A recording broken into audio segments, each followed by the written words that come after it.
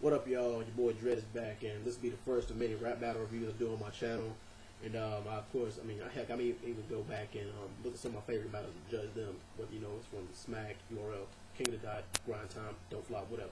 But anyway, I want to talk about, of course, the recently uploaded battle between Loaded Lux and Calicoe from Summer Madness 2. To me, that battle was dope. It was fire. I mean, it had a lot of controversy leading up to it, especially when Lux put out this tape. He said, you put my name in your mouth, now I gotta put blood in it.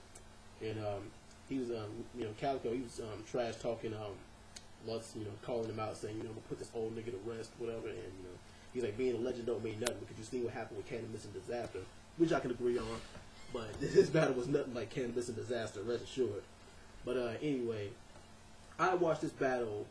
I watched the whole battle twice, and then I just watched all of Calicoe's rounds, and then I just watched all of Lux's rounds, which is what I'm basing my decision on. Now, Calicoe, he came out, he does what Calicoe does, what Calicoe does, no doubt about it.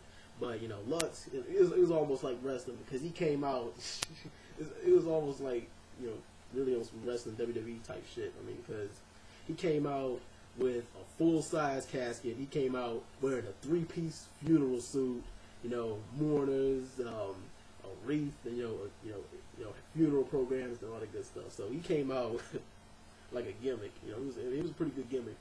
But yeah, as far as I will be judging this battle based on my 5 criteria.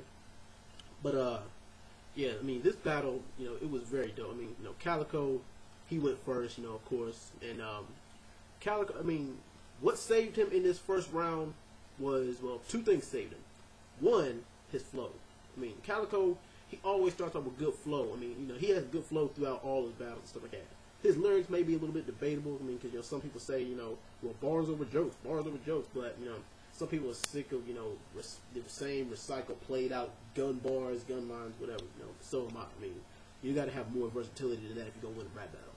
But I mean, regardless, Calicoe, his first round, his delivery and his flow, it was on point, and I think he had maybe about like 1 or 2 quotable lines in that whole thing, especially like when he took that, it wasn't even subliminal, it was that, direct shot at Arsenal, and, when he made that reference to himself about, the whole dog fighting, cockfighting thing, but, that's, besides the point, when you can make fun, when you can reference and make fun of yourself, I mean, of course, like, that kind of takes away from your opponent's ammo.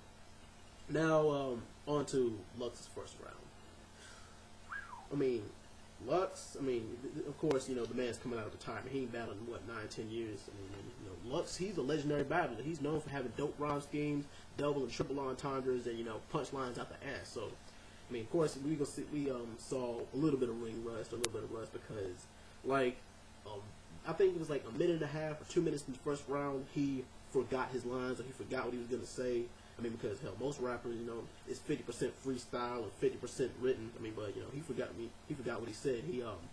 It's known as a choke in battle rap lingo. But yeah, and when he forgot what he was gonna say, that's when Calicoe thought, fuck, I got this shit in the bag. Y'all thought I was gonna lose? Like, he forgot what he say, and then that's when Smack White, he cut his round short and was like, okay, I'm gonna let Calicoe go, and Calicoe. He came out, he's like, what, I'm about to just finish this round off, but, it's kind of hard to, finish somebody off when you approach the same way, when you approach the guy the same way in round 1, I mean, in round 2 as you did in round 1, with gun lines and stuff like that, I'll beat your ass and all that stuff, but, I mean, like I said, Calicoe, I mean, he started out good, I mean, and then you notice, like, he started to lose steam as the battle went on.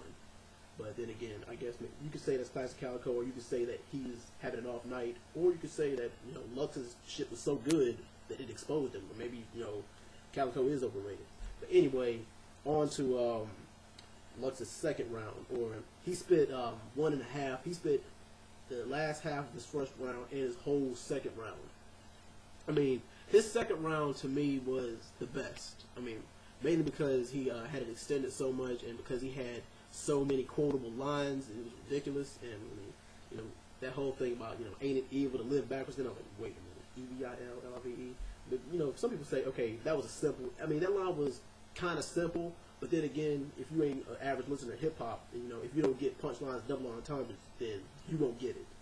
But Oh yeah, and a couple and one thing stuck out to me about his second round. His flow was phenomenal. I mean, he's got a multi.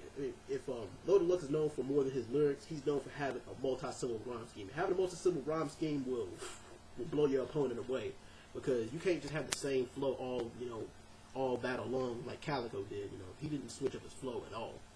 And but yeah, that whole thing with oh yeah, Lux was like he got dreams of that Learjet, but he gonna lean like a Learjet, you know, get it because you crashed. If y'all want to get the whole rhyme scheme, then, you know, y'all can just watch the battle yourself. I'll put it in the links to the annotation or whatever. But to me, Lux's second round was his best round because he had so many good moments, so many quotable lines. Now, Calicoe's third round, you know, he's trying to recover, and which is unusual because, you know, normally rappers don't, if your opponent chokes, that's it. And it's hard for you to recover from a good round that your opponent just had after coming back from a choke himself. But you know, one thing that stuck out to me was that line, his opening line, where he wasn't really dissing Smack. He was like, y'all put these old dudes on a pedestal and y'all don't give the young niggas room to shine, which I guess is kind of true. And he was like, yeah, y'all started this shit. Y'all the pioneers of battle rap, and y'all the reason that major labels think that battle rappers can't make hit songs today. And I was like, the whole crowd was like, ooh, yeah.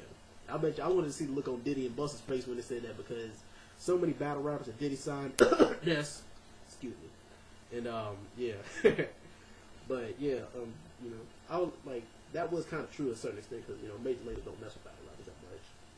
I mean, and of course, we got the same scheme, the whole same rhyme scheme. You know, you're fake. I'll beat your ass. I'll shoot you. I mean, the gun lines get tired. I fuck bitches and all that other crap. I mean, and Lux, not Lux, but Calicoe, he did a good job to finish strong. I mean, he finished as strong as he could for his style. I mean, some people say his style is one-dimensional, but, you know, you can look at the battle yourself and judge if the style is one-dimensional or not. Now, Lux, like I said, his second round was the best, but, I mean, Lux went off. Lux strictly went off in the third round. I mean, because he was spitting strictly facts. I mean, it's good when you have a street rapper versus an intelligent, not really a nerd rapper, but a rapper who's intelligent, who knows his shit. I mean, and who can really get personal on you. Now, he does get, like, some people say it was cheap that he bought props to the battle. I mean, like that picture of Calicoe skinny dipping, Exhibit A, in the show Calicoe skinny dipping with his homeboy, who he claimed had 6 bitches with him. He's like, yeah, you got some explaining to do, buddy. He's like, we ain't judging because you ain't on trial. But yeah, Lux, his third round was just bars. I mean, because he's like, he even questioned Calicoe's manhood. I mean, because he's like, you know, y'all claim y'all spit that real shit, but, you know, real niggas don't put things out there like that, you know, because you ain't no man, you a little boy. And exactly because like, grown man bars to me are intelligent stuff. They're not about shoot 'em up, bang bang, all the drugs I slang, all the bitches I fuck. You know, that's grown. You know, intelligence and real stuff as grown man bars. And he even, like, this his father and stuff like that. You know, it takes a boy to raise a man, and, you know, your father didn't do that for you. And that line about that Harriet Tubman line, he was like, Harriet Tubman was more, he's like, you know, all the pioneers and stuff like that, and Harriet Tubman was more of a man than your father will ever be. I'm a daddy's boy, and that line was like a kick in the nuts. I mean, it's hard to recover from shit like that. I mean, and you can kind of, Calicoe, he did a good job to try to keep his composure during the battle, but you know how that went. But let's see. An overall judgment of the battle: punchlines and metaphors. Lux, for sure. Flow. You could say it was a draw. I mean, you could either say one or two things. You could say that the flow was a draw, or you could say that Lux edged it out. I mean, one of the two. I'll just go ahead and just say flow was a draw. Originality. Lux. Landslide originality. Crowd control.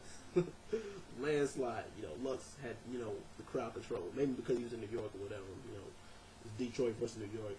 But, yeah, and, let's see. Personals. Landslide. You know.